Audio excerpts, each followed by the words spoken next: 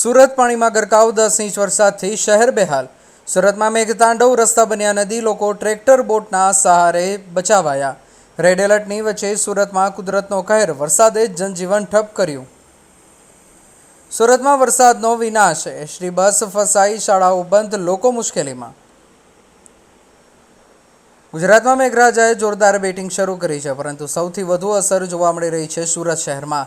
આજે સુરત જાણે પાણીનું શહેર બની ગયું હોય તેવી સ્થિતિ સર્જાઈ છે. સતત ધોધમાર વરસાદને કારણે શહેરના અનેક વિસ્તારોમાં ઘૂંટણસમા પાણી ભરાઈ ગયા છે. રસ્તો નદીમાં ફેરવાઈ ગયા અને જનજીવન સંપૂર્ણપણે પ્રભાવિત બન્યું. હવામાન વિભાગે સુરત સહિત 5 જિલ્લાઓમાં અત્યંત ભારે વરસાદનું રેડ એલર્ટ જાહેર કર્યું અને તેની અસર આજે સ્પષ્ટ રીતે જોવા મળી રહી છે. સવારથી શરૂ થયેલા ધોધમાર વરસાદે શહેરના નીચાણવાળા વિસ્તારોને પાણીમાં ગરકાવ કરી દીધા છે.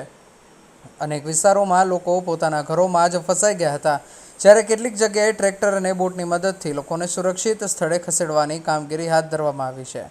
આ વચ્ચે દુઃખદ સમાચાર પણ સામે આવે છે. સુરત શહેરમાં કરંટ લાગવાથી એક માસૂમ બાળકીનું મોત થયું છે, જ્યારે વીજળી પડતા એક મહિલાએ પણ જીવ ગુમાવ્યો છે.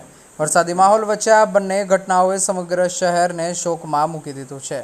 સહારા દરવાજા ગરનાળામાં મુસાફરોથી ભરેલી એસટી બસ પણ પાણીમાં ફસાઈ જતા ભારે અફરાતફરી મચી હતી. જો કે બચાવ દળોએ સમયસર કામગીરી કરી અને તમામ મુસાફરોને સુરક્ષિત રીતે બહાર કાઢ્યા હતા. વરાછા વિસ્તારની દિવાળી બાગ ઇન્ડસ્ટ્રીયલ સોસાયટીમાં ઘૂંટણસમા પાણી ભરાતા વેપારીઓ ભારે ચિંતામાં મુકાયા છે. દુકાનો અને કારખાનાઓમાં પાણી ઘૂસવાની ભીતિ વચ્ચે લાખો રૂપિયાનું નુકસાન થવાની શક્યતા વ્યક્ત કરવામાં આવી રહી છે.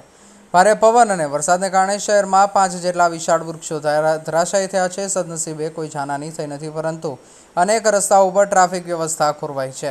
ફાયર બ્રિગેડની ટીમો ક્રેન અને કટરની મદદથી રસ્તાઓને ફરી ખુલ્લા કરવાની કામગીરીમાં લાગી ગઈ છે.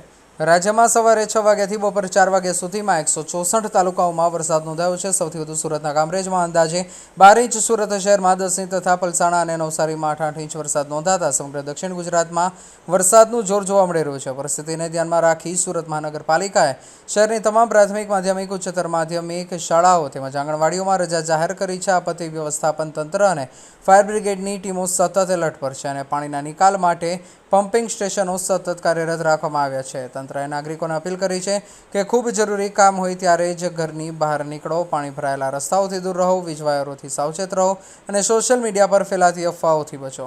હાલ સુરતમાં વરસાદી પરિસ્થિતિ યથાવત છે અને આગામી કલાકોમાં પણ ભારે વરસાદની શક્યતા વ્યક્ત કરવામાં આવી રહી છે. દેશ અને દુનિયાના સમાચાર જોવા માટે અમારી ચેનલ MG લાઈવ ન્યૂઝને સબસ્ક્રાઇબ કરો અને બેલ આઇકોન પર ક્લિક કરો, જેથી રોજે રોજની અપડેટ આપને મળતી રહે. સાથે જ અમારું ફેસબુક અને ઇન્સ્ટાગ્રામ પેજને પણ ફોલો કરો.